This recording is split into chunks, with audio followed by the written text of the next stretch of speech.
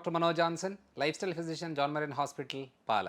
ഇന്ന് നമ്മൾ ഡിസ്കസ് ചെയ്യാൻ പോകുന്നത് പല സമയങ്ങളിലും നമ്മൾ കൺസൾട്ടേഷന് വരുമ്പോൾ ഞാൻ പറയാറുണ്ട് നിങ്ങൾ മുട്ട കഴിക്കുക എന്നുള്ള രീതിയിൽ. അപ്പോഴും ഇപ്പോഴത്തെ പുതിയ തലമുറ ഓക്കെയാണ്, വലിയ കുഴപ്പമില്ല. പക്ഷേ ഒരു 50-60 വയസ്സിന് മുകളിലുള്ള ആൾക്കാർ പണ്ടത്തെ കാര്യം പിടിച്ചുകൊണ്ടിരിക്കുകയാണ്. അയ്യോ മുട്ടയുടെ ഉണ്ണി, ബ്ലോക്ക്, കൊളസ്ട്രോൾ, അറ്റാക്ക് എന്നൊക്കെ പറയുന്ന കാര്യങ്ങൾ, ഇതൊക്കെ കാലഹരണപ്പെട്ടിട്ട് കാലം കുറയായി. അന്നത്തെ സാഹചര്യങ്ങളിൽ അതിനനുസരിച്ചുള്ള സ്റ്റഡീസും കാര്യങ്ങളും ഉണ്ടായിരുന്നുള്ളൂ. പിന്നെയാണ് മനസ്സിലായത് ഈ ഡയറ്ററി കൊഴുപ്പ് എന്ന് പറയുന്നത് നമ്മൾ ഭക്ഷണത്തിലൂടെ കൊഴുപ്പല്ല ശരീരത്തിൽ കൊഴുപ്പുണ്ടാക്കുന്നത് എന്നുള്ളൊരു സത്യം മനസ്സിലാക്കിയതിന് ഭാഗമായിട്ട് പിന്നെ ആ കാര്യങ്ങളൊക്കെ മാറിയിട്ടും നമ്മളിപ്പോഴും പഴയ മുട്ടയുടെ മഞ്ഞ കൊളസ്ട്രോളാണ്, മുട്ടയുടെ മഞ്ഞ ബ്ലോക്ക് ഉണ്ടാക്കും എന്ന് പറയുന്ന രീതിയിലേക്കാണ് നിൽക്കുന്നത്. കാരണം എങ്ങനെയാണ് കൊഴുപ്പുണ്ടാകുന്നതെന്നുള്ള ഒരു കോൺസെപ്റ്റ് തന്നെ മനസ്സിലാകാത്തതുകൊണ്ടാണ് പ്രശ്നം. നമ്മളടുത്ത് വരുന്ന ആളുകളിൽ നമ്മൾ പറയാറുണ്ട് ഷുഗർ, പ്രഷർ, കൊളസ്ട്രോൾ ഉള്ള ആളുകളിൽ നമ്മൾ പറയാം മുട്ട കഴിക്കുക എന്ന് പറയും. പക്ഷേ ചോറ് സാധനങ്ങൾ, മധുരം, ബേക്കറി സാധനങ്ങളൊക്കെ കുറയ്ക്കണമെന്ന് പറയും. അപ്പോൾ അവർ പറയും അയ്യോ മുട്ട ഇതല്ലേ എന്ന് പറയുമ്പോൾ ഒരു കാര്യം ചെയ്യുക, നിങ്ങൾക്കൊരു സംശയമുണ്ട്, മുട്ടയുടെ മഞ്ഞ കഴിച്ചാൽ കൊളസ്ട്രോൾ കൂടും എന്നുണ്ടെങ്കിൽ എക്സ്പെരിമെൻ്റായിട്ട് നിങ്ങളൊരു കാര്യം ചെയ്താൽ മതി. ഇന്ന് തന്നെ നമ്മുടെ വെറും വയറ്റിൽ ലിപ്പിഡ് പ്രൊഫൈൽ ടെസ്റ്റ് ചെയ്യുക. അതായത് നാളെ രാവിലെ ലിപ്പിഡ് പ്രൊഫൈൽ ടെസ്റ്റ് ചെയ്യുക, കൊളസ്ട്രോൾ, ട്രൈഗ്ലിസറൈഡ്, LDL, VLDL ഈ സാധനങ്ങളെല്ലാം നോക്കുക. അപ്പോൾ ഏകദേശം നമുക്കൊരു ഐഡിയ ഉണ്ട്. എന്നിട്ട് നമ്മൾ 15 ദിവസം അടുപ്പിച്ച് എല്ലാ ദിവസവും ഓരോ മുട്ട കഴിക്കുക. എന്നിട്ട് വീണ്ടും 15ാമത്തെ ദിവസം രാവിലത്തെ സമയത്ത് വെറും വയറ്റിൽ ഒന്നുകൂടെ ഈ പറയുന്ന ലിപ്പിഡ് പ്രൊഫൈൽ ഫാസ്റ്റിങ്ങിൽ എടുത്ത് നോക്കുക. നിങ്ങൾക്ക് കൊളസ്ട്രോൾ കൂടുന്നുണ്ടോ എന്നാൽ കഴിക്കണ്ട, ഇനിയും കൂടുന്നില്ല എന്നുണ്ടെന്നുണ്ടെങ്കിൽ കഴിച്ചു. കാരണം എന്താണെന്ന് വെച്ചാൽ മുട്ടയുടെ മഞ്ഞയ്ക്കകത്തും പ്രോട്ടീനുണ്ട്. അതായത് വെള്ളയ്ക്കകത്തുള്ള പ്രോട്ടീൻ പോലെ തന്നെ അതിൻ്റെ ഒരു മുക്കാൽ ഭാഗവും മഞ്ഞയ്ക്കകത്ത് തന്നെയുണ്ട്. അതിനകത്ത് vitamin A, D, E, K എന്ന് പറയുന്ന എല്ലാ സാധനങ്ങളും മഞ്ഞയ്ക്കകത്തുണ്ട്. ഏറ്റവും കൂടുതൽ പോഷകങ്ങൾ അടങ്ങിയേക്കുന്നത് മുട്ടയുടെ വെള്ളയെക്കാട്ടിലും മഞ്ഞയിലാണ്.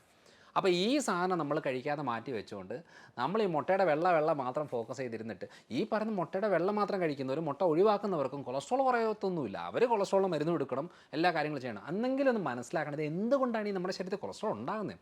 നമ്മളിപ്പം ഫുഡിൽ നിന്നാണ് നമ്മളിപ്പം ഫോർ എക്സാമ്പിൾ ലിവറിനകത്ത് ഒരു 1000 മില്ലിഗ്രാമാണ് ഒരു ദിവസം കൊളസ്ട്രോൾ ഉണ്ടാക്കുന്നതെങ്കിൽ നമ്മൾ ഫുഡിൽ നിന്ന് ഒരു 200 മില്ലിഗ്രാം കൊളസ്ട്രോൾ സപ്ലൈ ചെയ്യുകയാണെന്നുണ്ടെങ്കിൽ അന്ന് ആ ശരീരത്തിൽ ലിവർ 800 മില്ലിഗ്രാമാണ് കൊളസ്ട്രോൾ പ്രൊഡ്യൂസ് ചെയ്യുന്നത്.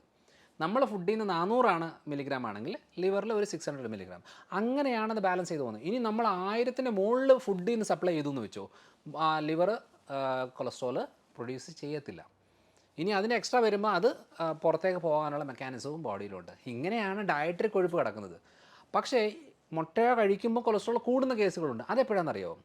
ഇവർ ഈ പറയുന്ന 4-5 ദോശ കഴിക്കുന്നവരായിരിക്കും, 4-5 പൊറോട്ടയും ചപ്പാത്തിയും ചോറാണ് കൂന കൂട്ടി കുറേ കഴിക്കുന്നവരായിരിക്കും, ബിരിയാണിയും ഒക്കെ. ഇന്ന് നല്ല രീതിയിൽ അരിയാഹാരവും കിഴങ്ങുവർഗ്ഗങ്ങളും മധുരസാധനങ്ങളും മദ്യവും ഇതെല്ലാം കഴിച്ചിട്ട് ഒരു മുട്ടയും കൂടെ കഴിക്കുമ്പോഴത്തേനും കുറ്റം മൊത്തം മുട്ടയ്ക്ക്.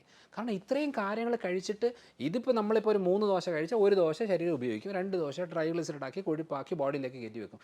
ഇങ്ങനെ കയറ്റി വെച്ചാണ് നമ്മുടെ ശരീരത്തിൽ കൊഴുപ്പിൻ്റെ അളവ് കൂടുന്നത്. ഈ മുട്ടയും മാറ്റി വെച്ച്, ബീഫും മാറ്റി വെച്ച്, മട്ടനും മാറ്റി വെച്ച് ഈ ആൾക്കാർക്ക്, ഭൂരിഭാഗം ആൾക്കാർക്കും ബ്ലോക്ക് ഉണ്ട്. അതെങ്ങനെയാണ് ബ്ലോക്ക് ഉണ്ടാകുന്നത്? ബ്ലോക്ക് ഉണ്ടാകുന്ന സെയിം ഇത് തന്നെയാണ്. ഈ കൊഴുപ്പ് കൺവേർട്ട് ചെയ്തിട്ട് ലിവറിലും രക്തക്കുഴലുകളിലും വയറിന് ചുറ്റും ഹിപ്പിലും ബ്രസ്റ്റിലും ഒക്കെ അടിഞ്ഞു കൂടുന്ന രീതികളാണ്.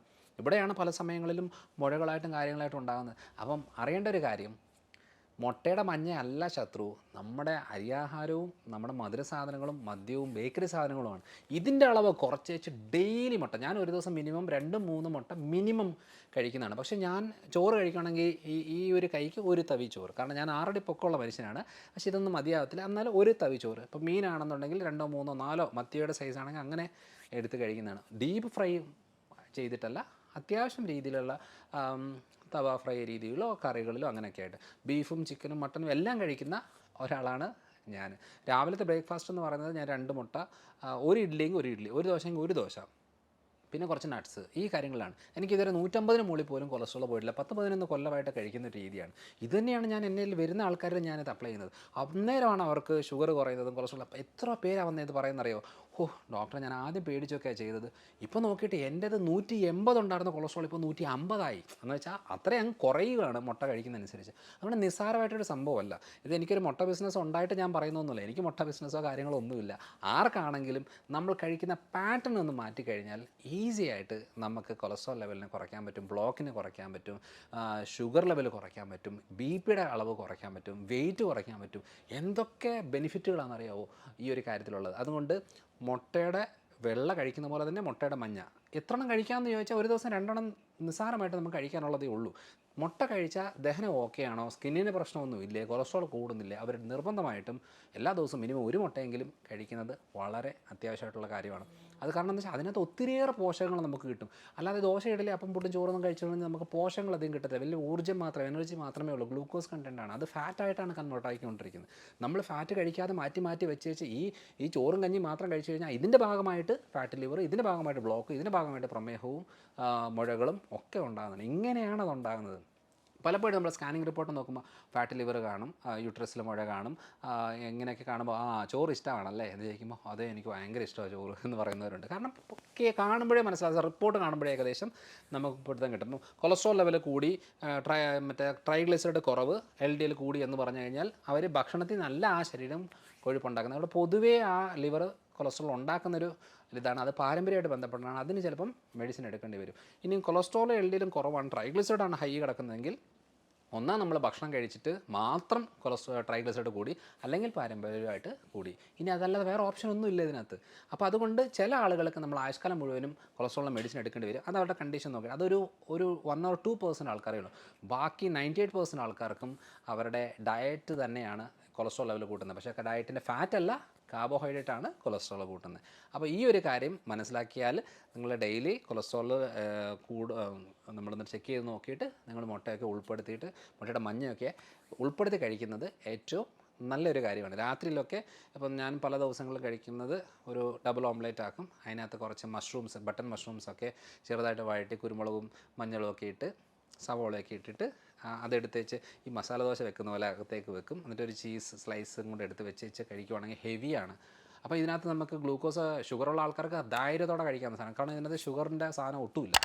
അപ്പോൾ ഈ ഒരു രീതിയിലാണ് നോക്കുന്നത്. അപ്പോൾ നമുക്ക് കഴിക്കാൻ പറ്റുമോ ഇല്ലയോ എന്നുള്ളതെല്ലാം പ്രോപ്പറായിട്ട് സ്റ്റഡി ചെയ്തിട്ട്, അനലൈസ് ചെയ്ത്, കൺസൾട്ടൊക്കെ ചെയ്യുവാണെന്നുണ്ടെങ്കിൽ നമുക്ക് നല്ലൊരു ബെനിഫിറ്റ് കിട്ടും. അപ്പം മുട്ടയുടെ മഞ്ഞയൊക്കെ ഭക്ഷണത്തിൽ ഉൾപ്പെടുത്തി കഴിക്കുന്നത് നല്ലതാണ്. അത് സംശയമുള്ളവർ കൺസൾട്ട് ചെയ്തിട്ട് ചെയ്യുന്നതായിരിക്കും കുറച്ചുകൂടെ നല്ലത്. അപ്പോൾ അടുത്ത തവണ അടുത്തൊരു വീഡിയോ ആയിട്ട് വരാം.